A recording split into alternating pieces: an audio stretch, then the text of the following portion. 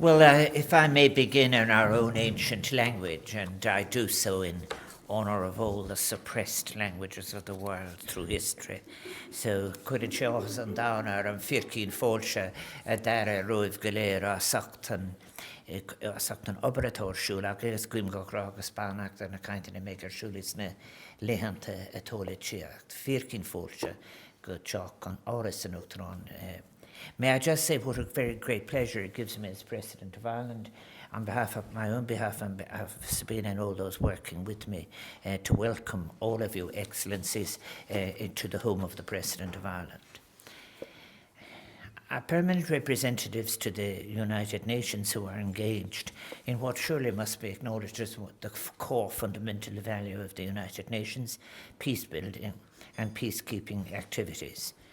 How could you be but most welcome here? I think that you are all the more welcome as I know that you are working for peace building, peace achievement, peace sustenance, at times when the international atmosphere is so difficult, when multilateralism is under strain itself, and not in an accidental way, but in a sustained way.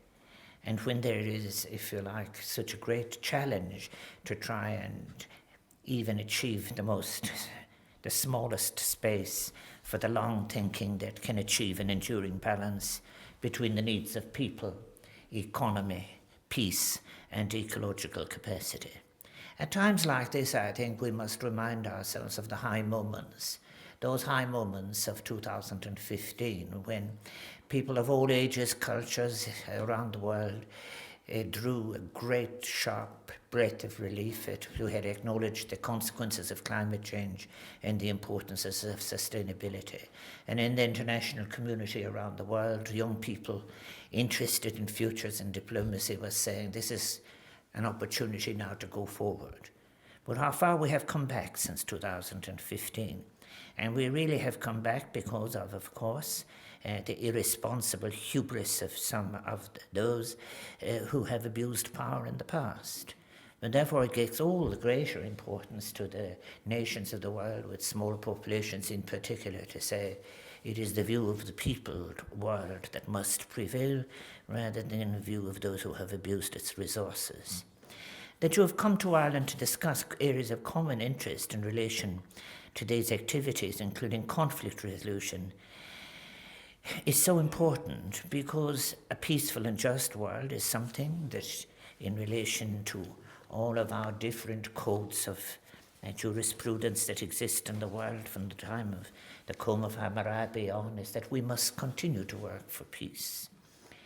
I think it must strike all of us as participants in humanitarian action about what a great, every now and again, one philosophically has to remind oneself not to fall into a despair at how one fails, as Beckett would put it again and again, how it is that we now have on this planet such an incredible capacity for creativity, innovation and connection, the application of science and technology, and we continue to report a great failure in relation to meeting the great needs of the world. How in fact these opportunities, and it does have something to those who own and control them, are being turned not to the promotion or preservation of peace, but to the pursuit and prosecution of war. The sources of conflict are never static. They draw on new circumstances, many created by our greed and our carelessness. For our example, our assumptions as to infinite resources for the satisfaction of insatiable wants of a minority of our people who feel under no obligation to reflect on the consequences of their consumption practices. I think as well, the moment we not only face a threat of peace, but to existence itself. The recent reports in the scientific body of the United Nations surely now at this stage serve as the deepest warnings that flow from three intersecting crises. Climate in relation to the sheer unsustainability of economic practice, deeply unequal consumption, and all too often, I was speaking here in this very room yesterday, often layered on Another great failure that we had, our failure to end violence against women.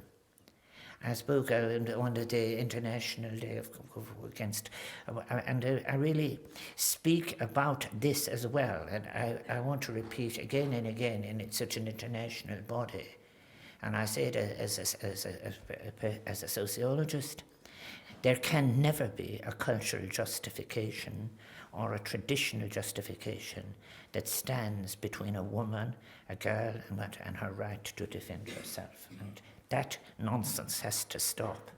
I think as well, very often in relation to children, environment and nature, we've accepted sometimes that our situation is inevitable. Perhaps the great failure in diplomacy over the last 3 or 4 decades has been its surrender to versions of inevitability. Then it offered singular forms of economy globally that brought disaster in so many different places. And I think the young, in many, many cases, have seen through the paucity of that intellectual exercise. Peacemakers now have to engage not only with change, but with, as I said, these 3 interacting crises. And in that task, countries with smaller populations and less hubris offer so much more possibilities together. And of course, that's in the background of the Thinking of Ireland's candidature for membership of the Security Council. It remains clear to me that any reading of modern history suggests that the outbreak and recurrence of conflict and security threats can only be prevented by addressing the root causes. And this demands political imagination and moral courage, independent research, financial commitment, and unstinting determination. It also demands the debate on our path forward must not be allowed to be distorted or ever determined at any stage by those with vested interest in the arms race. One of the most sinister, dangerous contradictions of our time is in relation to the abuse of language, and you will be discussing it tomorrow, around such words such as security.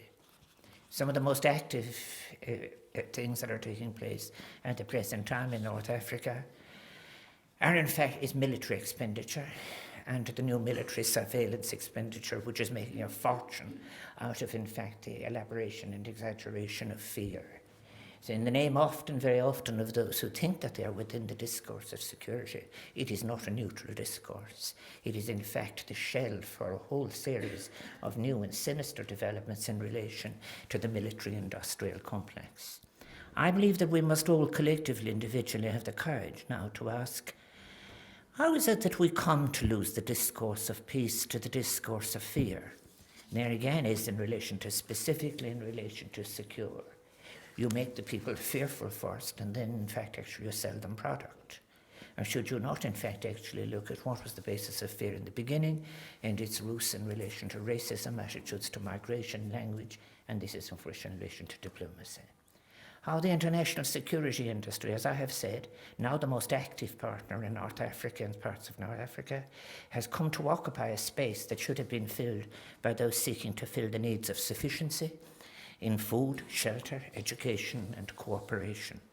And indeed, how we've come to accept the allocation of ecology, society, and yes, even peace, to such a narrow and limited version of economy, a chronically imbalanced approach that has served us so badly, and with such destructive consequences.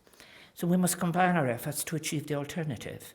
I have called it the widespread adoption of a new paradigm of sustained peace, development, sustainability, and responsibility. In fact, I have said in many, many cases, one of the things facing philosophers philosophically at this present time is to have the courage to face the contradiction of how language can be stolen from us. For example, sustainability after 1992 in the Rio conference, equally in relation to environmental issues, green issues, and so forth. And they suddenly belong to the adversary rather than to those who would have, in fact, brought them somewhere else. I recently addressed an international conference here in Dublin on the 70th anniversary of the Geneva Conventions, which is, of course, regarded as the cornerstone of modern international humanitarian law, and recognised as the most important set of treaties governing the protection of people in armed conflicts. The conventions are responsible in their earliest forms for the establishment of humanitarian agency that we now know, for example, as the International Red Cross, and they remain solid foundations on which to establish new initiatives to deal with current circumstances. I think what ties all of these, your work together, the Red Cross Geneva Conventions, is in fact a respect, I think, for respect for the inherent dignity of the human being, and also of the possibility in relation to the achievement of diplomacy of transcendent principles that can be shared. Things are changing. We know now that the average length of a humanitarian crisis is 9 years. That's according to the UN Office for the Coordination of Humanitarian Affairs. It was previously, 5 years ago, the average length was 5.2 years. So conflicts are lasting longer. And the United Nations also tells us that 1 in 70 people worldwide is caught up in a humanitarian crisis. That's 132 million people globally, across 42 countries, highlighting the growing scale of the challenge. It is time that the people of the world supported their United Nations, took it back, and enabled it to respond to facts like this. More people are being displaced by conflict. The very same reports that the number of forcibly displaced people rose from 59.5 million in 2014 to 68.5 million 2 years ago. Crises exacerbate, of course, gender inequalities. I have spoken already about earlier this week about violence against women. But girls in conflict settings are 2.5 times more likely to be missing school than boys. In just 2 years, between 2015 and 2017, the number of people experiencing crisis-level food insecurity or worse increased from 80 million to 224 million people. Food insecurity will remain a major concern, particularly in areas affected by conflict and climate-related hazards. And we must really look and actually at how seriously we have taken meeting the food needs and sufficiency needs of the countries where the greatest expansions in population are taking place. I do say as a footnote to what I have saying here, as a president, head of state of a European Union member state, how useful it would be if we just had maybe a week of quiet reflection sometime for all of the countries of Europe to actually pause and in silence think of how they had treated continents that were adjacent to them, such as the continent of Africa. Then draw a deep breath and try and move forward to the future. But the idea that we will repeat, fix up old models that are broken, ask these countries, this continent of the young, for example, to repeat our mistakes, that its older people should in fact actually seek to be like us, who have been brought the planet to the point of catastrophic destruction. We must gear ourselves to have the courage to allow the space for paradigm change. The majority of humanitarian needs are occurring in long-lasting crises in which there's been limited progress in addressing what I call the root causes. On that, I do want to say you will have a proliferation at times of surplus of what is called the humanitarian response. Humanitarian response is urgent. It is what saves lives in the short term. But it can become a mask for, if you like, avoiding the structural changes that are necessary. And when it is used as a mask and so forth, it is used as a mask often by the most powerful, who, while in fact the structural changes are neglected intellectually, scholarly, policy, and in diplomacy, one can get on with the idea of having a humanitarian rhetoric. What I was speaking earlier, in many, many cases of those who are selling, let us say, different kinds of equipment for looking at body heat and so forth, addressing issues of migrant movements in Africa, they're coming down with humanitarian language. It is the way it works. And that is why it is very important to have a very strong element of realism in one's diplomacy. I think in 2017, I want to thank all of you for what you've been doing. You and your working away in these difficult circumstances have been instrumental, however difficult it takes, in making the world that little bit safer, more secure. But I also want to thank all the humanitarian work that you facilitate. Over 30 million people, over 80,000 people every day were forced to leave their homes as they fled from violence, conflict, and disaster. And I think, too, what is very important, as we wrestle with these interlinked challenges in science, climate, economy and society, we must do more to support and invest in the interlinked solutions of peace, justice, human rights and development, and strive to build a culture of peace, not an easy task. For example, I've been speaking already, and it makes people uncomfortable sometimes when I speak about it, about how one thinks we can continue with existing relationships of interconnection, be it in relation to trade. Can you continue with unfair trade? Can you continue with unfair debt? And can you continue with unfair relations in relation to participation in decision making and still pretend to be in favour of the Sustainable Development Goals, respond to climate change and be a humanitarian? This is where the contradictions come in, and it is the moral duty of all of us who are working in the public sphere to continually address these contradictions and to look for consistencies and to ask that there be a connection, and to say in many cases, if you want to do what you've said you would do in New York or in Paris, you will have to give way in trade. And you will have to give way equally in relation to unsustainable, immoral and amoral debt structures. And you will also have to say, go back to your New York office and say, why is it that the international institutions, IMF and World Bank and others, are not doing what the Charter of the UN said? Why is it, in fact, actually that you are living with about a 30% of a globalized, financialized economy that you pay tribute to, but which is, in fact, wrecking the world in relation to its consequences on countries seeking to develop, as I have said to His Excellency, the President of the General Assembly, whom I so support, with African agency. There must be agency, therefore, that those people, be it girls choosing, for example, to be safe, must have agency, economies with agency, continents with agency, regional organizations with agency. That is where we have to go. I think for many of the victims of contemporary conflict, the great injustice of being deprived of those most basic of human needs, shelter, security, a sense of belonging, is a lived and daily reality. They are arriving on foreign shores, fleeing war and persecution.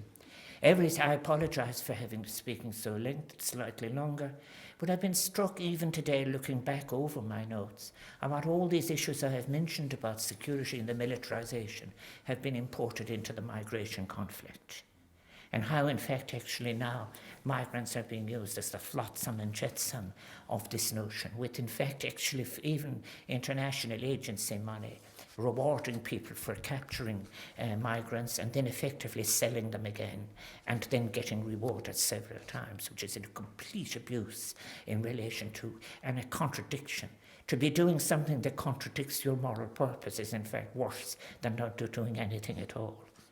I think that those who arrive on foreign shores fleeing war and persecution, those whose home and land have been illegally taken from them, or who live under the constitutional fear of persecution, or who have been subjected to a climate change that they are not the main agents in, theirs are rendered voiceless, powerless, their lives ruptured.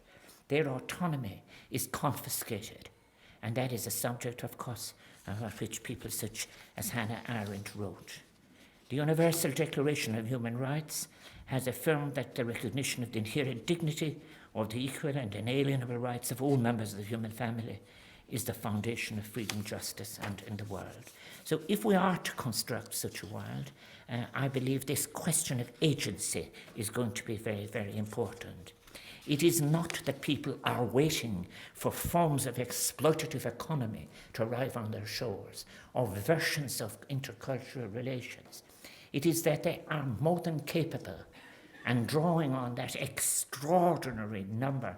I opened in the Irish language, which we were forbidden to speak in this country for a period when we were forced to adopt another language. But I meant what I said about, not just of the thousands of suppressed languages in the continents of the world, but when I visited and so forth, think of all the hundreds and forms of conflict resolution that were in existence in cultures that were suppressed. People had ways of calculating fairness. The notion of justice was not invented in the world. It is not a creature of the European Western Enlightenment. There were concepts of the just man among the Barazzi, Anyone who wanted to look at these cultures and notions. People knew how to live together. People knew how to solve problems and so forth. All that richness is available to us if in the new paradigm that we're developing, we in fact allow agency to the peoples of the world rather than to those who have corrupted the agencies of the world by their abuse of power. I do want to wish all of your consideration here. Ireland is very proud of, for example, our consistent involvement in peacekeeping. In this country, if you travel, you will go to families. They're able to tell you more about the Middle East for the very simple reason that there's some member of their family or a neighbour who has served there. We have been serving now for 40 years in peacekeeping forces. We have at the moment, I think there are more than 600 Irish Defence Forces personnel on UN peacekeeping motions at the moment, 370 women and men in the Lebanon, for example. And we're represented, I think, in 7 of the United Nations 14 peacekeeping operations. As President of Ireland, to those families, to those people who serve, and to all of those, and to all of you who also are providing peacekeeping forces around the world, and those of you who are receiving them in your communities, I thank you. And I know that it is all the more important because now, for example, in our deployment, 2/3 are in what are regarded as high-risk environments. Another evolution we've had in our thinking as well has been a greater involvement, both in terms of our own troops and also in relation to our advocacy for the role of women in relation to peacekeeping. It is not just actually recognising women as the principal carriers of the heart of war and conflict, but as the sources of wisdom for post-construction, for peacekeeping afterwards, which is incredibly important.